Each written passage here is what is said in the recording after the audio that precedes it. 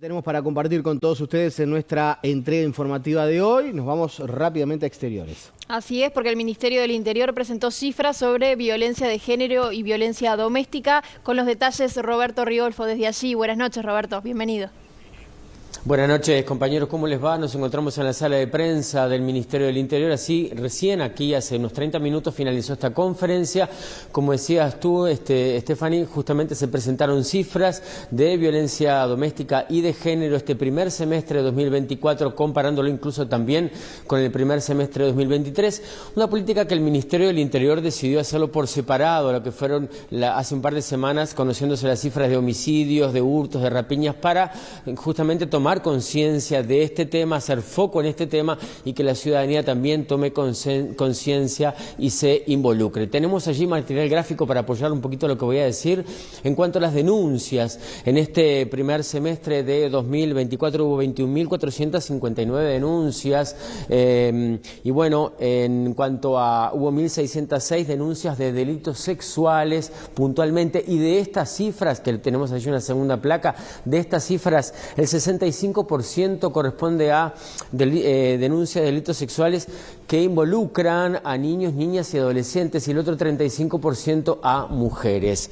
Bueno, sobre todo esto vamos a estar ahora dialogando, que me está acompañando aquí. Yo le agradezco muchísimo al subsecretario de la cartera, Pablo Abdala. Pablo, gracias por esperarme. ¿Cómo estás? ¿Qué primer análisis puedes hacer de esto que se acaba de presentar? Son cifras que están un poquito por debajo en comparación al 2023, pero es muy insignificante la baja. Sí, yo más bien diría que esto confirma una tendencia y confirma una realidad. Es la corroboración de que hay niveles de violencia doméstica muy altos en nuestra sociedad. Me parece que esa es la conclusión principal. Y creo que eso es lo que todos los uruguayos tenemos que asumir, y sin ninguna duda, tú lo decías muy bien en la introducción, el propósito de presentar por separado estos registros con relación a los otros delitos tiene que ver con contribuir, como creo que entre todos tenemos que contribuir, a la toma de conciencia, a la sensibilización y a entender de que hay un problema en cuanto a que estamos maltratándonos en el ámbito doméstico, en el ámbito del hogar, en el ámbito privado, y que fundamentalmente por una cuestión de prevalencia, esa violencia en el ámbito intrafamiliar recae fundamentalmente sobre mujeres y sobre niños. Claramente la estadística lo señala, y me parece que son datos que tenemos que asumir, tenemos que por lo tanto enfrentar en el marco de la responsabilidad social que a todos nos cabe, más allá de la realidad personal o familiar de cada uno, y que por lo tanto tenemos también que entre todos buscar los caminos para superar esta realidad. Abdala, es un tema de puertas adentro, es un tema del ámbito doméstico. ¿De qué forma el Estado puede llegar a tener alguna influencia sobre mejorar esta situación que es muy, muy compleja? A ver, aquí no hay una fórmula mágica que permita prevenir o por lo tanto contener simplemente por la aplicación de ese mecanismo esta realidad. Creo que aquí hay un tema que hace a lo más profundo de nuestra sociedad, a nuestra convivencia social y a la convivencia que entre todos tenemos que construir cotidianamente. El Estado es un actor principal, pero no el único. La familia, sin ninguna duda, es un actor también, o una institución absolutamente protagónica en todo esto, o debe serlo. Y la sociedad civil, las organizaciones sociales, y cada uruguayo y cada uruguaya. Porque en definitiva acá de lo que se trata es de asumir que tenemos que construir una convivencia pacífica, tenemos que ser tolerantes, y desde ese punto de vista todos contribuir a perseguir este tipo de situaciones cuando las mismas acontecen. Hay un costado positivo en todo esto y no quiero ser contradictorio. Bien. Por supuesto, el problema lo estamos mensurando, estamos asistiendo a él y nos preocupa.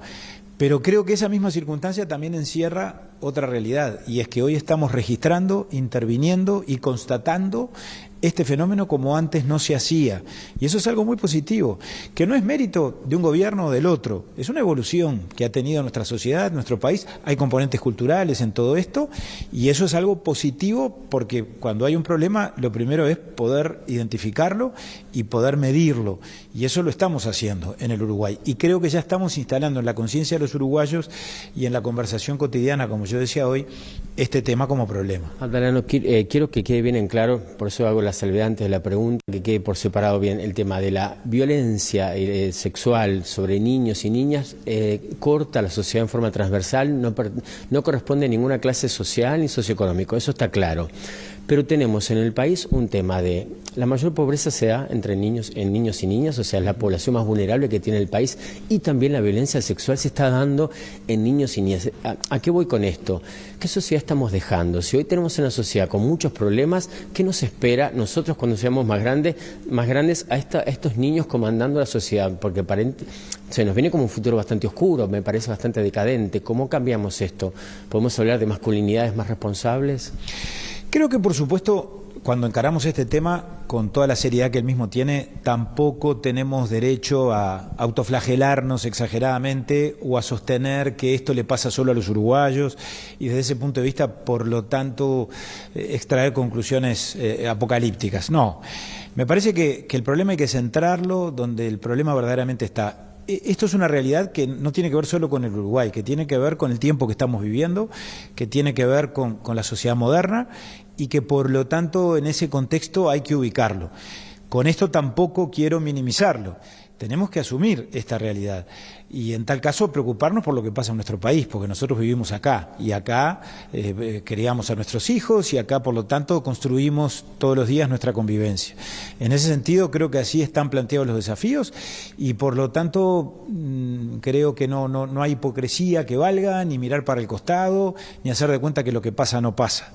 El Ministerio del Interior, esto es un tema mucho más que policial. Por eso también nos interesaba separarlo de los demás delitos o de la presentación de los demás registros. Porque la policía aquí interviene cuando hay una denuncia y cuando ya es tarde o cuando ya pasó la consecuencia fatal o ya se produjo la lesión o el daño o todavía las conclusiones más dramáticas en términos de la violencia fatal o de las consecuencias fatales, la pérdida de una vida humana. Creo que la sociedad tiene que asistir a este problema, asumirlo en toda su dimensión y, por supuesto, empezar a transitar por caminos que nos permitan primero contenerlo y después, si es posible, empezar a superarlo. Abdala, gracias por esperarnos, muy amable. Mucho gusto, gracias a ustedes. La palabra entonces el subsecretario de la cartera, Pablo Abdala, y yo les digo entonces, como también lo decía él en conferencia, involucrémonos todos debemos denunciar, esto no puede seguir aumentando, debemos mejorar nuestra convivencia ciudadana. Adelante ustedes allí en estudios. Le agradecemos a Roberto por este contacto en vivo. Ahora continuamos con informaciones de la crónica policial que también tienen que ver con esto. Una mujer de 65 años fue asesinada por su pareja, un hombre de 77 años, esta tarde en la ciudad de San Jacinto, en el departamento de Canelones. La policía fue alertada del femicidio a través de un llamado al servicio de 911. La mujer murió por un corte en el cuello que le ocasionó el hombre con un cuchillo de cocina, según la información primaria del caso. Tras cometer el crimen, el victimario fue a la casa de un familiar que lo convenció de llamar a la policía y entregarse. El femicida se presentó con el testigo en la seccional policial de la zona y, según se informó, el hombre tenía una denuncia por violencia doméstica del 2022 y la justicia dispuso entonces medidas cautelares que habían vencido en marzo de 2023.